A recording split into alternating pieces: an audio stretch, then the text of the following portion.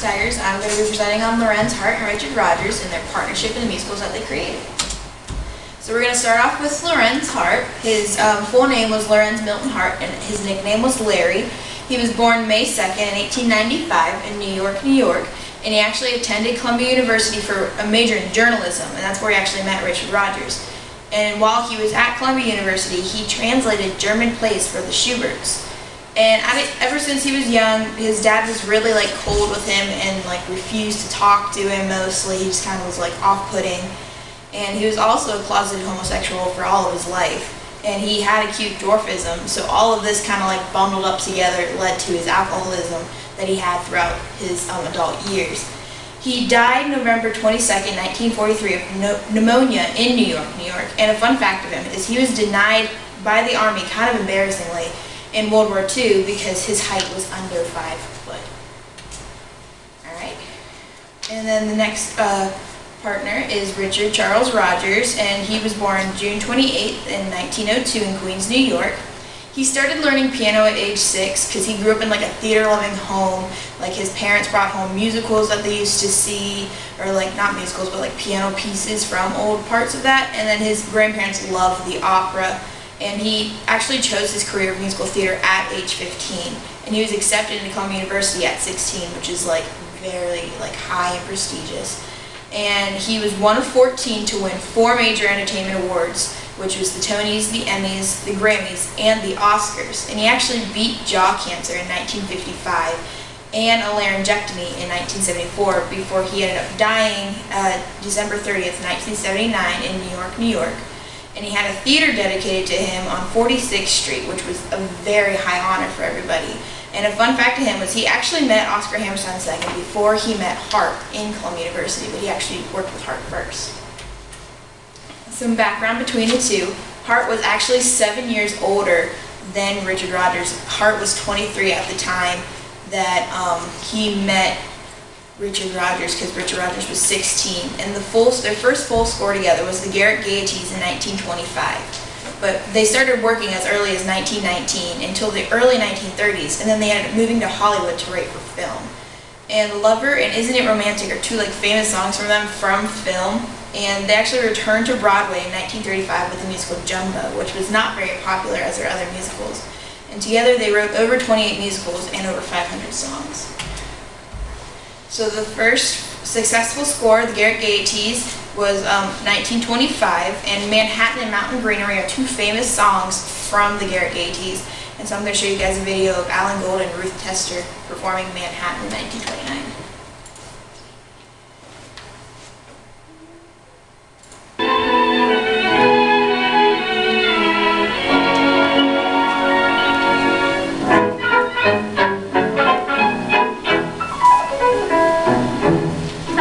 Journey to Niagara and to other places I will take all of care.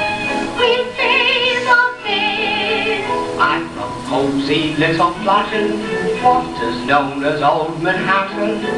We'll settle down right here in town. So then their first actual Broadway musical was A Connecticut Yankee, which opened in 1927. Thou Swell is a famous song from the musical, and it actually had a revival in 1943 with added songs to the composition. And a little synopsis of the musical is Martin has a new fiancée, it's Faye, but she ends up hitting him in the head when he's talking to his ex-fiancée Alice. So he dreams about being on King Arthur's court, and he falls in love with Ali Sandy, which is Alice. But she's taken by Queen Morgan Le Fay, which is his new fiancée, Faye, and he wakes up and realizes that he should marry Alice over Faye. So I'm going to show you guys a video of Douglas Sills and Rebecca Luker performing on PBS in 2002.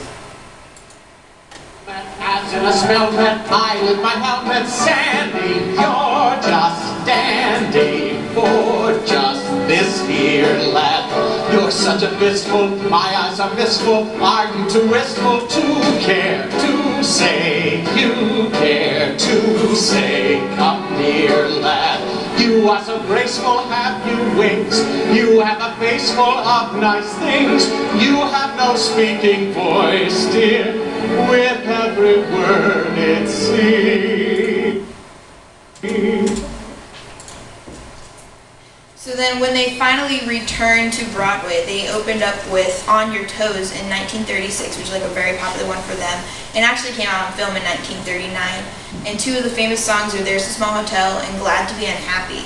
And the synopsis is like, Nigrabana University, where he works, Junior convinces Sergei, which is the Russian ballet director, to stage a friend's jazz ballet, which is called Slaughter. He ends up getting involved with the prima ballerina Vera and becomes the male lead. And Vera's lover and dance partner doesn't really like that much because he should be dancing with Vera. So he hires two thugs to kill Junior. And so I'm going to show you guys a video of There's a Small Hotel, which Mary Martin is actually performing with Richard Rodgers playing piano behind.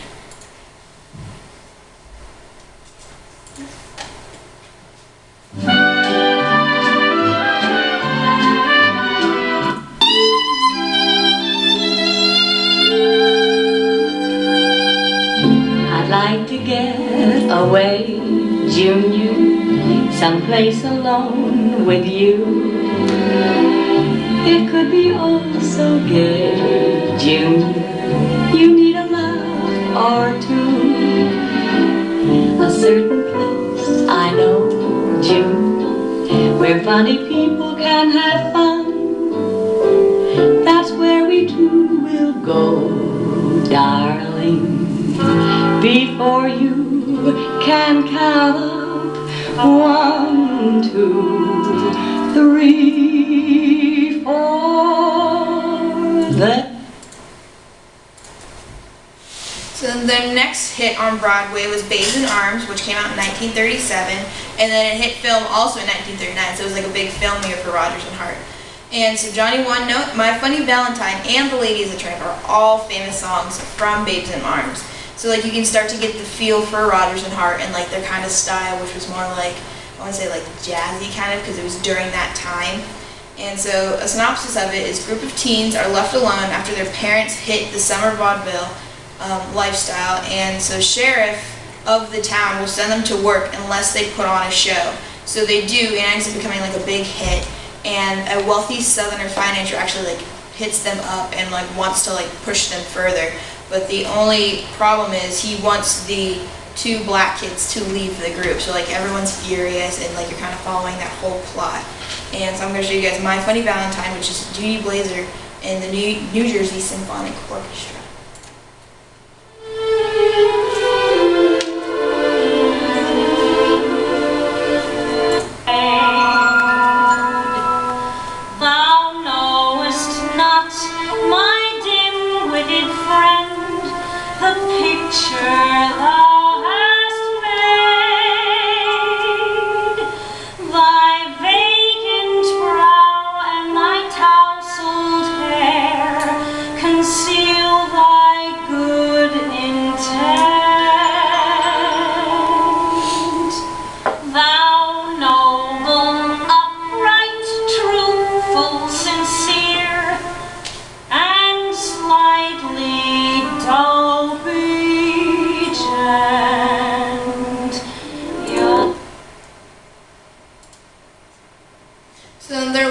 Famous musical together as the partnership was Pal Joey, and it opened on Broadway in 1940, and it went to film in 1957, and it featured Frank Sinatra on the film.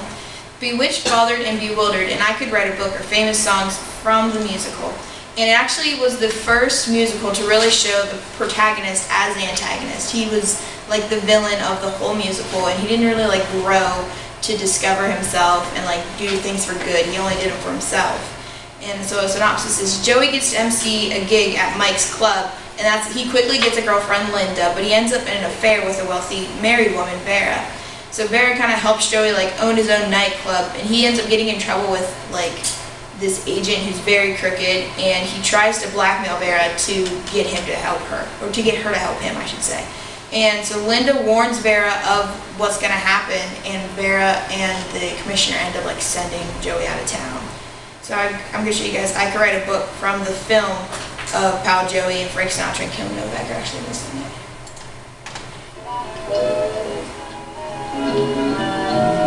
If they ask me, I could write a book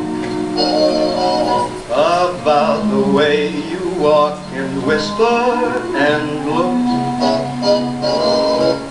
I could write on how we met, so the world would never forget. And the simple secret of the plot is just to tell them that I love you a lot. Then the world discovers as my book ends how to make two lovers of friends. And this was actually their musical that was nominated for multiple Tonys, but it only won 3 in its showing, which was the 1952 Tonys, where it won Best Conductor, Musical Director, Best Choreography, and the Best Featured Actress in Musical.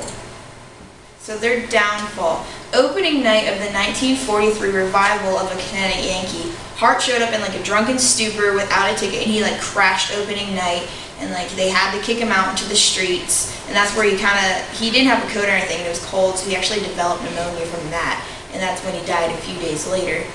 And Hart's last year with Rogers, Rogers ended up like leaving him a lot and working with Oscar Hammerstein II, because due to Hart's raging alcoholism, he would disappear for days on end, and so Rogers would have to work alone. And when Hart actually did show up, he was beaten from rough sex, and he was drunk and hungover, so like he was everywhere on the scale. And Rogers just finally like had enough, so he went to another partnership. And Hart's inner demons kind of put up a wall between him and Rogers, so then Hart's last years, he didn't really develop that great of a friendship with Rogers. And Oklahoma, which was by Rogers and Hammerstein, came out the same year that Hart died. It was actually a few months before Hart died. So that was the end of their relationship. They had a great run. They created lots of musical pieces together, and you can see by listening to their music that it's more jazzy and like nice and like laid back, but there are some like intense parts due to Hart's demons that he like wrote a lot of low and like I wouldn't say depressing music, but like it was very intriguing. And so that's my work society, and thank you very much.